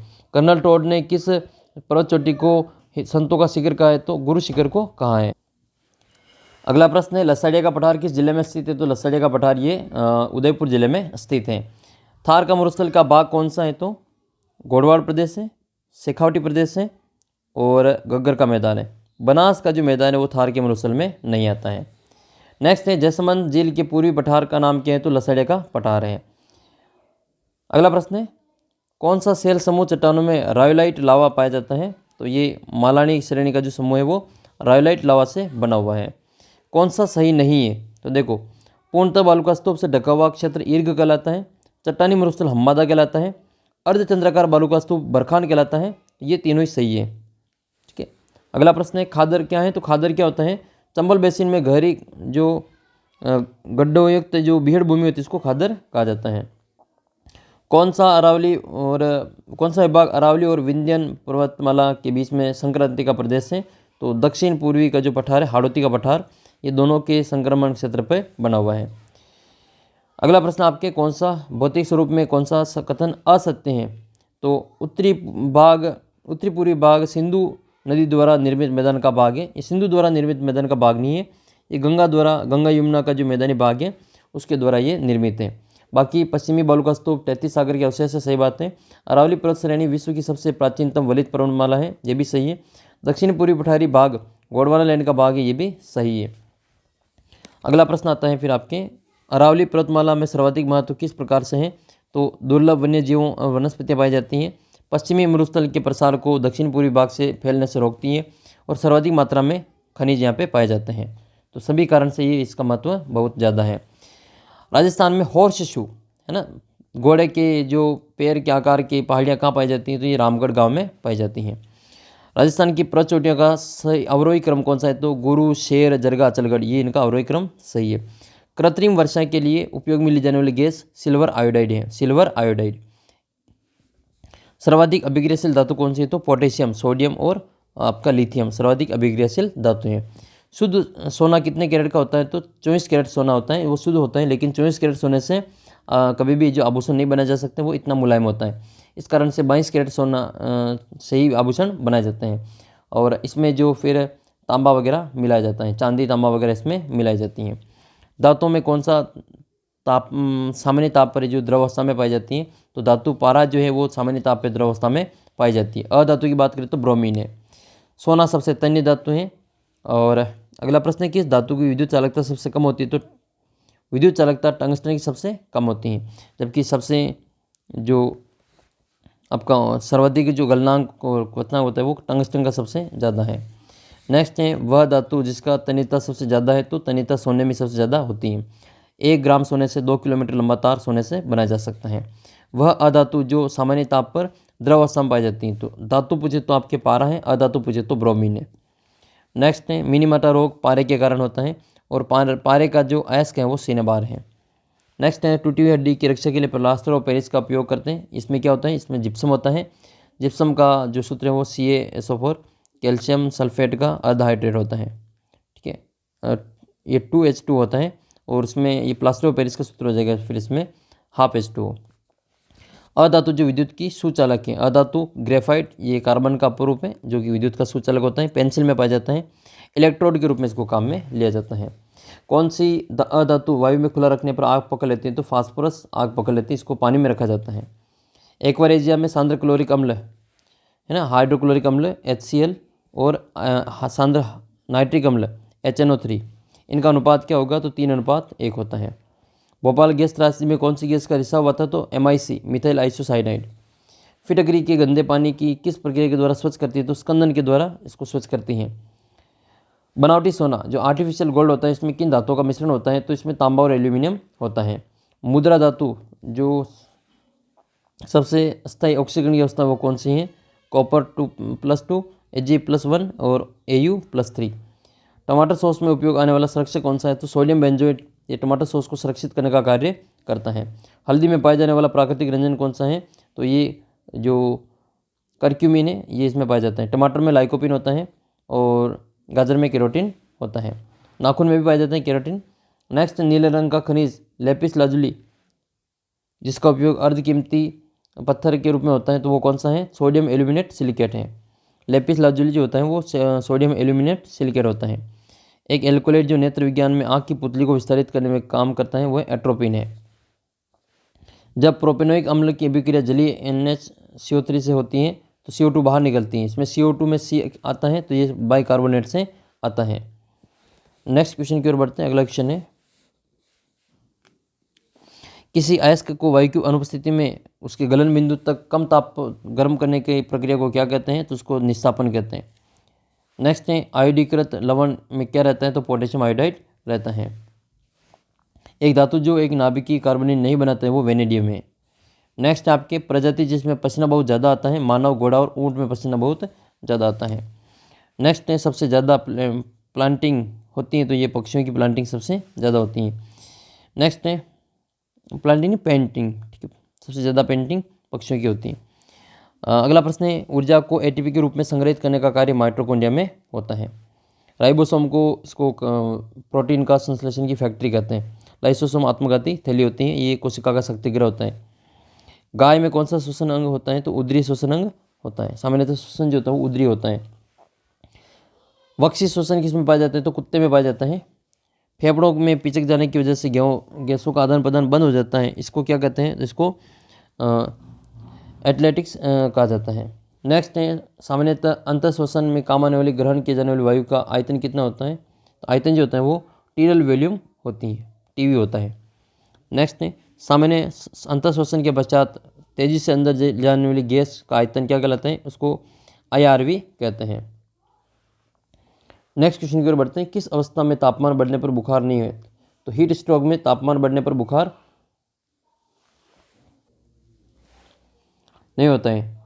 अगला प्रश्न आपके टर्की कार्डिक कहलाता है, तो पल्स दर का बढ़ना जो टर्की कार्डिक कहलाता है। थनैला रोग किस जानवर में सबसे ज़्यादा होता है, तो ये गाय में सबसे ज़्यादा होता है। टीबी, ब्रुसेलोसिस, लेप्टोस्पाइरोसिस गर्भपात के किस समय में होता है, तो ये 3rd ट्राइमेस्टर के समय होता है। प्रथम ट्राइमेस्टर में गर्भपात को कौन कराता है, तो ट्राइकोमोनास करवाता है। गाय का लेटी हुई अवस्था में लगातार फ्लैंक की ओर गर्दन मोड़कर देखना किसका लक्षण है, तो ये मिल्क फेवर का लक्षण है। मिल्क फेवर जो होता है वो कैल्शियम की कमी के कारण होता है। कौन सा विटामिन हार्मोन की तरह कार्य करता है, तो विटामिन डी जो है वो हार्मोन की तरह कार्य करता है। विटामिन डी सूर्य की रोशनी से मिलता है, इसलिए इसको गरीब का विटामिन भी कहा जाता है। और इसकी कमी से जो रोग होता है वो रिकेट्स नामक रोग होता है। सतही लिम्फ नोड में सूजन और नोक ब्लू बॉडी का बनता है, ये किस बीमारी के कारण होता है, तो ये बीमारी है आपके थैलेरियोसिस जो बीमारी, इसके कारण ये होता है। एफएमडी किस जानवर में नहीं होती हैं, तो भेड़, सूअर और कुत्ते में होती हैं, लेकिन घोड़े में नहीं होती हैं, क्योंकि घोड़े का जो खुर होता है वो अलग अलग नहीं होता है, जबकि कुत्ते का इनका जो खुर है वो अलग अलग होता है। तो ये एफएमडी फुट माउथ डिजीज़ के नाम से इसको जाना जाता है। रेबीज़ का संबंध में असत्य कथन बताना है, तो रेबीज़ का जो पोस्ट बाइट इम्यूनाइजेशन होता है वो 0, 3, 7, 14, 28, 29 दिन पर कार्य करता है। और रेबीज़ के घाव को साबुन की घोल से साफ करना चाहिए। और रेबीज़ का विषाणु कुत्ते की लार में पाया जाता है, ये बिल्कुल सही बात है। और रेबीज़ के कारण ये हाइड्रोफोबिया होता है, पानी से डर लगने लग जाता है। जल पित्ती इसी के कारण होता है। रेबीज़ के घाव में स्ट्रेचर लगाते हैं, ये गलत है। नेक्स्ट है घोड़े के फ्लैंक की तरफ गर्दन करके देखना किस बीमारी का लक्षण है, जो फोलिक बीमारी का लक्षण है। नेक्स्ट है अगला प्रश्न है स्टील वुल किस खनिज की कमी से होता है, तो स्टील वुल जो है वो स्टील वुल जो है वो आपके कॉपर की कमी से होता है। अगला प्रश्न आपके गिड़ बीमारी मुख्यतः किस जानवर में पाई देखने को मिलती है, तो गिड़ बीमारी भेड़ में देखने को मिलती है। मिल्क फेवर गाय की किस नस्ल में सबसे ज़्यादा देखने को मिलता है, तो जर्सी गाय में सबसे ज़्यादा देखने को मिलता है। ये मिल्क फेवर जो है कैल्शियम की कमी के कारण होता है। रेबीज़ में मृत्यु का कारण क्या है, एक तो आपके श्वसन तंत्र में मांसपेशियों का लकवा मारना, दूसरा है दम घुटना। दोनों कारण से जो व्यक्ति की उसमें मृत्यु हो जाती है। गलघोटू बीमारी में मृत्यु का कारण क्या है, तो ये आपके डायस्पोनिया और हाइस्पोनिया और टैक्सोमिया, ये तीनों के कारण इसमें गलघोटू रोग में बीमारी के ये मृत्यु के कारण है। तो उपरोक्त सभी इसका आंसर होगा। ये मॉडल पेपर नंबर 3 है। तीसरा मॉडल पेपर सबसे पहला क्वेश्चन है भारत और राजस्थान और गुजरात में पाए जाने वाला मुख्यतः, तो राजस्थान और गुजरात में पाए जाने वाला मुख्यतः विलुप्त प्राय जो पक्षी हैं जिसके संरक्षण के लिए सुप्रीम कोर्ट ने एक विशेषज्ञ समिति का नियुक्त किया है, वो है ग्रेट इंडियन बस्टर्ड गोडावण, जो कि राजस्थान का राज्य पक्षी भी है। इसके अलावा पहला जो क्लोन है वो तैयार किया गया है इसका, ठीक है, ग्रेट इंडियन बस्टर्ड का। जस्ट नेक्स्ट है भारतीय पैरा ओलंपिक समिति पीसीआई का नया अध्यक्ष किसको बनाया गया मार्च 2024 में, तो देवेंद्र झाझड़िया को बनाया गया है। देश की पहली अंडर वाटर मेट्रो की शुरुआत कहाँ हुई, तो ये कोलकाता में हुई। 100% ये वाला क्वेश्चन आपके छपने वाले हैं। अगला प्रश्न है नेशनल प्रिंटिंग एक्सपो 2024 का आयोजन कहाँ पे किया गया, तो 2 से 4 मार्च को 2024 में जयपुर में आयोजित करवाया गया। यूरोप देश में मोटेनेग्रो में बुडवा में आयोजित world youth world cup boxing Jaipur की पार्थनी ग्रेवाल ने कौन सा पदक जीता, तो इन्होंने स्वर्ण पदक जीता है। विश्व की सबसे ऊंची शिव प्रतिमा तो विश्वास स्वरूप में वो नाथद्वारा में कहाँ पे स्थित है, तो ये गणेश टेकरी पे स्थित है। नाथद्वारा राजसमंद, नाथद्वारा में ये स्थित है। नेक्स्ट है राज्य के खान विभाग के करौली के खोड़ा और डडरोला, टोडूपुरा और लिलोटी ब्लॉक में ई नीलामी शुरू हुई है। ये कौन सा एस में संबंधित है, तो ये लो एस के भंडार है। केंद्रीय जल शक्ति मंत्रालय के जल जीवन मिशन के तहत पहली बार राजस्थान के जिलों में परफॉर्मेंस के आधार पर कौन सा जिला शीर्ष पर रहा, तो नया जिला है डीडवाड़ा कुचामन। राजस्थान ने किसान आयोग का अध्यक्ष किसको नियुक्त किया है, तो राजस्थान में किसान आयोग का जो अध्यक्ष है वो CR चौधरी को नियुक्त किया है। देवनारायण बोर्ड के अध्यक्ष है ये ओम प्रकाश बड़ाना, और इसके जो पहला टाँक है वो माटी बोर्ड के ये श्री यादव माटी बोर्ड के ये अध्यक्ष हैं। नेक्स्ट है केंद्रीय पर्यावरण वन एवं जलवायु परिवर्तन मंत्री भूपेंद्र यादव द्वारा तेंदुओं की स्थिति में राजस्थान में कितने तेंदुओं की संख्या बताई गई, 721। एबल पुरस्कार 2024 जिसको गणित का नोबेल पुरस्कार कहते हैं, किसने जीता, ये मिशेल टेलग्रांट ने। 2024 में स्टार गेट ये एक चर्चा में रहा था, ये क्या है स्टार गेट, तो स्टार गेट जो है वो एक सुपर कंप्यूटर है। नेक्स्ट है मार्च अप्रैल 2024 20 अप्रैल 2024 को भारतीय वायुसेना के पोखरण में स्थित फील्ड फायरिंग रेंज में किस नाम से एक मेगा युद्ध अभ्यास हुआ? तो गगन शक्ति 2024 पोखरण में हुआ था गगन शक्ति। नेक्स्ट है हाल ही में 2024 में मार्च 2024 में एवरेडी इंडस्ट्री इंडिया लिमिटेड के ब्रांड एम्बेसडर के रूप में किसको नियुक्त किया गया? तो ये नीरज चोपड़ा को नियुक्त किया गया। 30 मार्च 2024 को किन प्रधानमंत्रियों को मरणोपरांत भारत रत्न से सम्मानित किया? तो ये है चौधरी चरण सिंह और पीवी नरसिम्हा राव। अगला प्रश्न है राजस्थान साहित्य के संबंध में कौन सा कथन सही नहीं है? तो प्रथम नाटक ये आपके केसर विलास है। आधुनिक राजस्थान की प्रथम जो काव्य करते हैं वो बादली है, चंद्र सिंह बिरकाली वाली, ये भी सही है। तो ये दोनों तो सही है, लेकिन ये 30 जो गलत दे रखा है वो ऑप्शन नंबर डी गलत है। राजस्थान भाषा का पहला उपन्यास ये विश्रांत प्रवास, ये गलत है। नेक्स्ट आपके अच्छा ये केसर विलास है, इसके रचनाकार कौन है? कमेंट करके बताना है। भारतीय हिंदी में सर्वप्रथम भारतीय लिपि का शास्त्र, ये इसका लेखन किसके द्वारा किया गया? तो भारतीय लिपिमाला के जो लेखक है वो पंडित गौरीशंकर हीराचंद ओझा हैं। राजस्थानी भाषा साहित्य संस्कृति अकादमी कहाँ स्थित है? बीकानेर में स्थित है। जागती ज्योत यहाँ से जो एक पत्रिका निकलती है। स्वर मंगला पत्रिका का प्रकाशन किसके द्वारा होता है? तो ये जो राजस्थान संस्कृत अकादमी है जयपुर, इनके द्वारा इसका स्थापन प्रकाशन किया जाता है। प्रत्यक्ष जीवन शास्त्र, इसके लेखक है हीरालाल शास्त्री। नेक्स्ट है राजस्थानी भाषा का शब्दकोश सीताराम लालस ने तैयार किया था। और किस ग्रंथ को राजस्थान का गजेटियर कहते हैं? तो राजस्थान का गजेटियर मारवाड़ा प्रगना विगत, जो कि मोहनोत नैन्सी के द्वारा लिखा गया था। जसवंत सिंह के दरबारी कवि थे मारवाड़ के, उनके द्वारा ये लिखा गया था। अबुल फजल भी कहा जाता है मोहनोत नैन्सी को। राजस्थान का अबुल फजल मोहनोत नैन्सी को मुंशी देवी प्रसाद ने कहा था। नेक्स्ट है ब्रज भाषा और पूर्वी साहित्य का साहित्यिक रूप क्या गलत है? पिंगल है। पिंगल ब्रज भाषा और पूर्वी राजस्थान, जबकि पश्चिमी राजस्थान में डिंगल चलती है। सम्राट अकबर की 9 रत्नों में बीकानेर के शासक राय सिंह के छोटा भाई पृथ्वी सिंह राठौड़ किस नाम से साहित्य रचना करते थे? तो पीथल और पाथल महाराणा प्रताप को संबोधित करते थे। नेक्स्ट है कौन सा सुमिलित नहीं है? तो ग्रंथराज गार्डन गोपीदास नाथ का है। निशानी स्वामी हरिदास की है। और माला के मण की तारा प्रकाश जोशी का है। सूरज कब निकलेगा, ये दया प्रकाश विजय का नहीं है, ये गलत है, बाकी तीनों सही है। डिंगल शब्द का सबसे पहला प्रयोग आशिया बाकीदास के द्वारा बाकीदास की ख्यात में किया गया था। प्रथम राजस्थानी उपन्यास नाटक और कहानी के प्रथम लेखक शिवचंद बर्तिया, इंपॉर्टेंट है ये शिवचंद बर्तिया। राजस्थानी भाषा का प्राचीनतम रचना भरतेश्वर बाहुबली घोर किसके द्वारा और कब रचित की गई? तो वज्रसेन सूरी के द्वारा 1168 में इसको रचना की गई। नेक्स्ट है राजस्थानी साहित्य के संबंध में कौन सा कथन सही है वो आपको बताना है। तो यह ग्रंथ है जो संस्कृत भाषा का है। रणथंभौर के चौहान शासकों का वर्णन मिलता है। इसके लेखक जो है जैन मुनि नयन चंद्र सूरी हैं। तो ये हमीर महाकाव्य की बात कर रहा है। नेक्स्ट है राजस्थानी साहित्य में पुरोधा पंडित गौरीशंकर हीराचंद ओझा ने किस सदी में और किस रियासत में इनका जन्म हुआ था? तो 19वीं सदी में इनका जन्म सिरोही के रोहिड़ा गांव में हुआ था। रोहिड़ा गांव में हुआ था, जबकि रोहिड़ा राजस्थान का राज्य पुष्प भी है। पद्मश्री कोमल कोठारी का संबंध किस संस्थान से है? तो कोमल कोठारी का जो संबंध है वो रूपायन संस्थान बौद्ध जोधपुर से है, जबकि इनका जो जन्म है वो कपासन चित्तौड़गढ़ में हुआ था। जवाहर कला केंद्र जयपुर में है। और भारतीय लोक कला मंडल देवीलाल सामर के द्वारा स्थापित ये उदयपुर में है। और राजस्थान स्कूल ऑफ आर्ट्स ये आपके जयपुर में है। राजस्थान प्राच्य विद्या प्रतिष्ठान ये जोधपुर में स्थित है। राजस्थान ब्रज भाषा अकादमी ये जयपुर में स्थित है। अच्छा, राजस्थान ब्रज भाषा अकादमी की जो पत्रिका आती है उसका नाम आपको कमेंट करके बताना है। भारतीय लोक कला मंडल की स्थापना किसके द्वारा की गई? तो देवीलाल सामर के द्वारा स्थापित भारतीय लोक कला मंडल ये उदयपुर में स्थित है। कठपुतली के संरक्षण के लिए ये प्रसिद्ध है।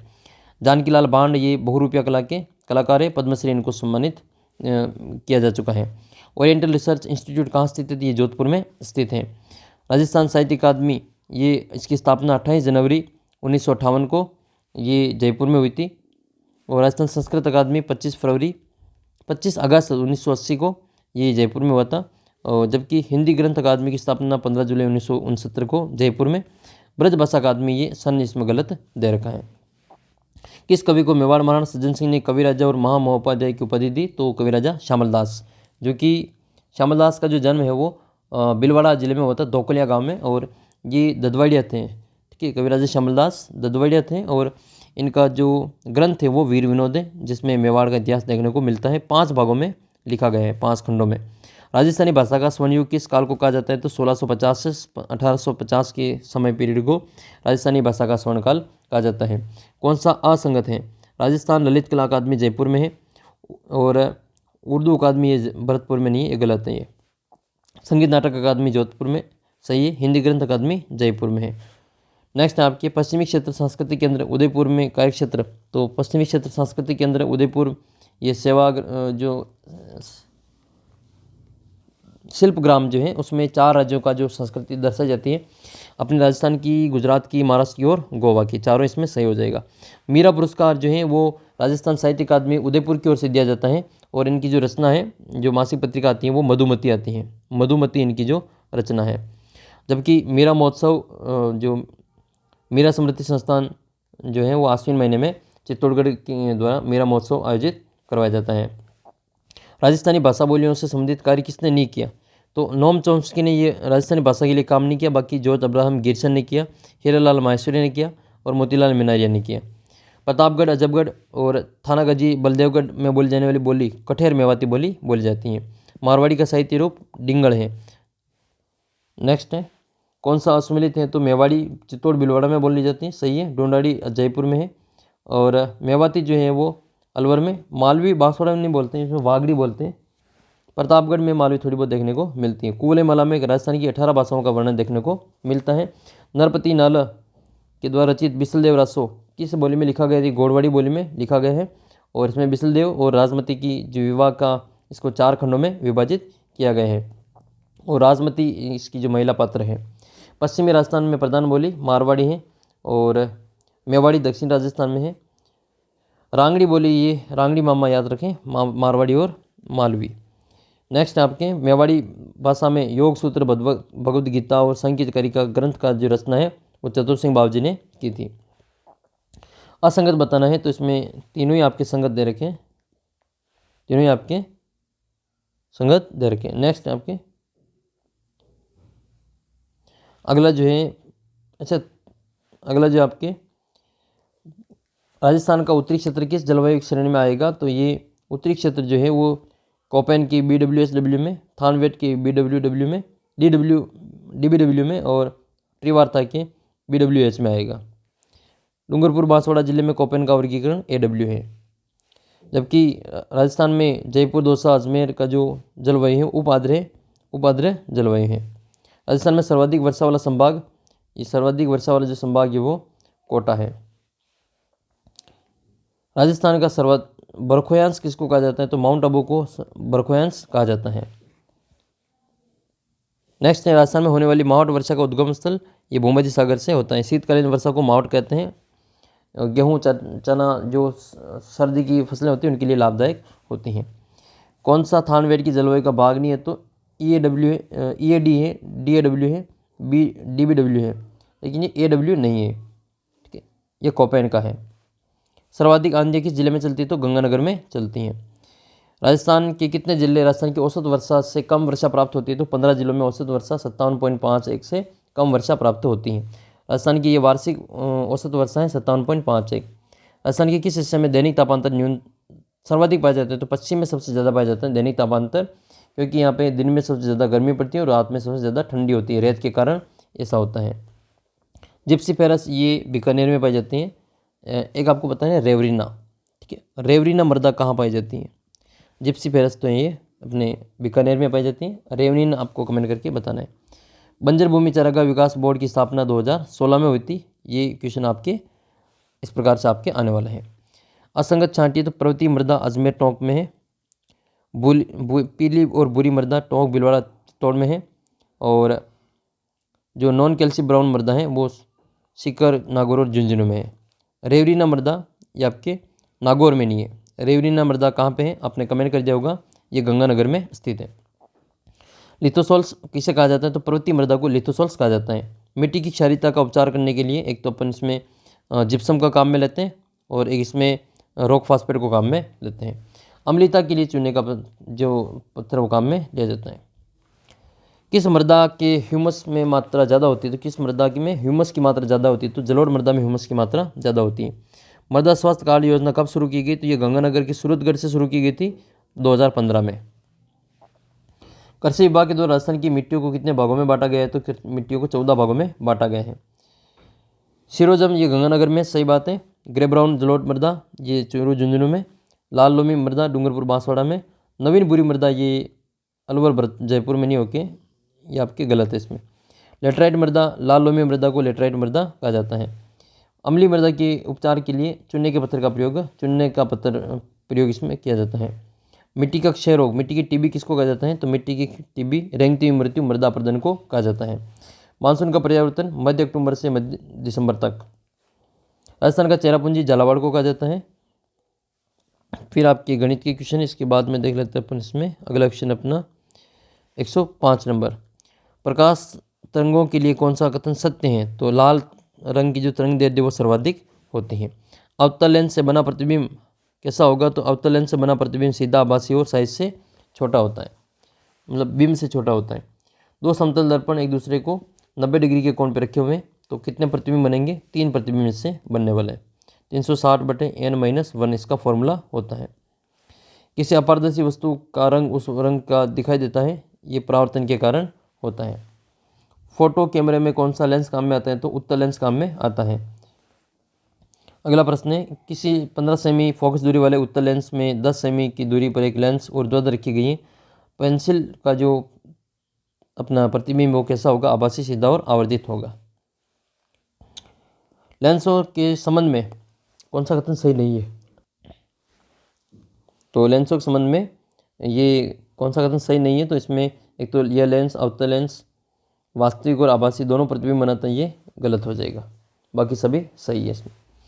नेक्स्ट है, परावर्तन के अनुसार आपतन कोण और परावर्तन कोण बराबर होते हैं। कोण आई बराबर कोण आर होता है। नेक्स्ट है, प्रकाश की किरण समतल दर्पण पर नहीं अभिलंब पर 40 डिग्री के कोण पर आपतित होती है, तो यह किरण दर्पण से परावर्तित होती है, तो कितना विचलन होगा? तो 100 डिग्री का विचलन इसमें होता है। समान फोकस दूरी वाले कांच के दो लेंस जिसमें एक उत्तल और एक अवतल है, एक दूसरे से सटाकर रखे गए हैं, इसमें किस प्रकार का युग्म का व्यवहार करेगा? तो कांच की समतल चादर की बात ये व्यवहार करेगा। एक ऐनक का जो नेत्र का जो लेंस है वो पावर +2 है डायप्टर में, तो इसकी फोकस दूरी कितनी होगी? 50 सेंटीमीटर इसकी फोकस दूरी होगी। प्लस का है तो ये 50 का है, ठीक है। और ये उत्तल लेंस है, माइनस का होता तो अवतल लेंस होता। पढ़ने में काम आने वाले ग्लोसेस किस प्रकार के लेंस से बनते हैं? तो ये उत्तल लेंस से बनते हैं। जल में वायु का बुलबुला अवतल का काम करता है, वायु में जल उत्तल है, जल में वायु अवतल है। प्रकाश सीधी रेखा में प्रतीत होता है, प्रकाश सीधी रेखा में प्रतीत होता है क्योंकि प्रकाश का जो तरंगदैर्ध्य बहुत ही छोटा होता है। पूर्ण आंतरिक परावर्तन कब होता है? तो जब अपवर्तन कोण का मान 90 डिग्री से ज़्यादा हो जाता है। परावर्तन की घटना में यदि आपतित किरण परावर्तक पृष्ठ के साथ 50 डिग्री का कोण बनाती है, तो आपतित और परावर्तित किरण की मध्य का कोण 80 डिग्री का बनेगा। ये कह रहे हैं कि आपतित किरण और इसमें परावर्तक पृष्ठ में 50 का है, तो आपतित किरण और परावर्तित किरण के बीच में कोण कितने का बनेगा? तो ये 90 है टोटल, 50 है तो ये 40 हो जाएगा। आपतन कोण परावर्तन कोण बराबर होता है, तो 40 और 40 80 डिग्री से आंसर आएगा। अवतल दर्पण में प्रतिबिंब निर्माण की वह स्थिति जहाँ बिंब प्रतिबिंब एक स्थान पर बनते हैं, तो ये सी पे बनता है, आकार भी सेम होता है, सी पे सी के जैसा। परावर्तन की घटना में अपरिवर्तित रहता है, तो प्रकाश का वेग अपरिवर्तित रहता है, तरंगदैर्ध्य भी अपरिवर्तित रहता है और आवृत्ति भी अपरिवर्तित रहती है। उपरोक्त सभी इसका अंतर हो जाएगा। जबकि अपवर्तन होता है तो प्रकाश का वेग परिवर्तन के कारण अपवर्तन होता है। नेक्स्ट है, परावर्तन के नियम के अनुसार आपतन कोण परावर्तन कोण भिन्न भिन्न होते हैं, ये गलत है। आपतित किरण परावर्तित किरण और अभिलंब तीनों एक ही तल में होते हैं, ये बिल्कुल सही है। दूसरा वाला सही है, पहला वाला गलत है। नेक्स्ट है, समतल दर्पण में दिखाई देने वाला प्रतिबिंब आभासी, सीधा और बिंब के समान दिखाई देता है, ये बिल्कुल सही है ये। नेक्स्ट है, फिर आपके जब किसी दर्पण को थीटा कोण पर गुणित किया जाता है तो परावर्तित किरण कितने पे होगी? तो ये 2 थीटा पे गुणित हो जाएगी। सर्दियों के मौसम में बाह्य परजीवी की रोकथाम का तरीका कौन सा है? डस्टिंग, ठीक है, डस्टिंग के माध्यम से किया जाता है। बेड के बाह्य परजीवी की रोकथाम का तरीका है आपके डिपिंग। नेक्स्ट है आपके बछड़े के जन्म के पश्चात नेवल कोड का उपचार में काम देने वाला कीटाणुनाशक है 30% आपका टिंचर आयोडीन। ब्राउज़र जानवर कौन सा है? तो ब्राउज़र जानवर जो है वो आपके एक तो बकरी है और एक आपके ऊँट है, ये ब्राउज़र जानवर में आते हैं। नेक्स्ट है भारी शरीर, गहरा भूरा रंग, गुबंदनुमा सिर, आंखों के ऊपर धसाव किस ऊँट की विशेषता है? बीकानेर की विशेषता है। बर्लिज मेथड किस जानवर को नियंत्रित करने का तरीका है? ये गाय को नियंत्रित करने का तरीका है। पोल्ट्री की सबसे हल्की नस्ल है आपके कड़कनाथ। कड़कनाथ जो कि मध्य प्रदेश की है, याद रखें कड़कनाथ सबसे हल्की है। और हॉर्न कैंसर का सबसे ज़्यादा किस में देखने को मिलता है? तो ये बुलोक में देखने को मिलता है।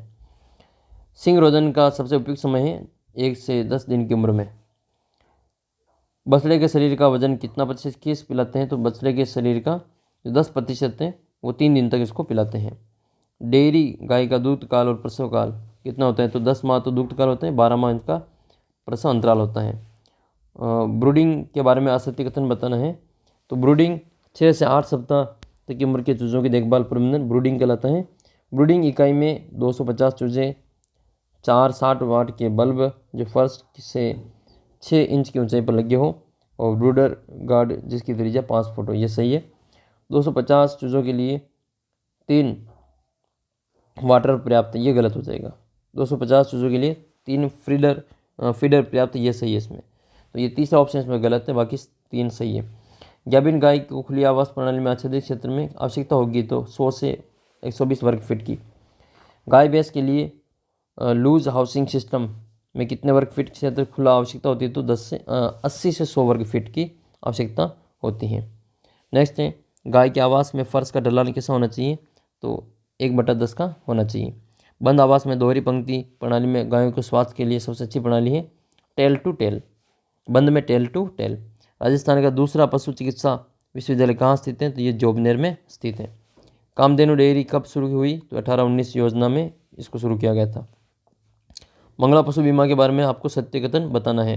तो यह योजना 2024 में शुरू की गई है, सत्य कथन है। उस संरक्षण योजना वर्तमान में देश निर्धारित राशि आपके 20,000 है। पहले 10 मिलती थी, अब इसमें 20 मिलेंगे। राजस्थान पशुधन विकास बोर्ड आपके जयपुर में स्थित है। जबकि फ्लशिंग राशन दिया जाता है तो प्रजनन भोजन मौसम से पहले दिया जाता है। ऊँट में आमाशय का कौन सा भाग अनुपस्थित होता है? तो ओमेसम, इसमें आपके ओमेजम जो होता है वो उसमें अनुपस्थित होता है।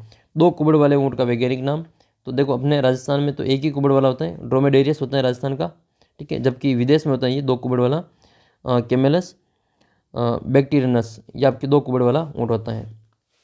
ड्रोमेडेरियस राजस्थान का जो राज्य पशु है। स्टैंडर्ड मिल्क में SNF और फैट की मात्रा, SNF 8.5% और फैट 4.5% होता है। तो ये था आपका मॉडल पेपर नंबर 3। देखो वीडियो आपके बहुत ज़्यादा लंबा नहीं हो, इसके लिए अपन इस वीडियो को अपन यहीं पे थोड़ा सा स्टॉप करते हैं। अगले वीडियो में आपके बाकी के जो मॉडल पेपर हैं, इस वीडियो में अपने 3 मॉडल पेपर देखें 1 घंटे में, है ना। इसी प्रकार से आपको अगला वीडियो भी मिल जाएगा। चैनल को सब्सक्राइब करके रखें और उसका लिंक वीडियो के नीचे आपको डिस्क्रिप्शन बॉक्स में मिल जाएगा। चैनल को सब्सक्राइब करके वीडियो को सभी दोस्तों के साथ में शेयर जरूर करें। मिलेंगे आपको अगले वीडियो में, तब तक जय हिंद, जय भारत।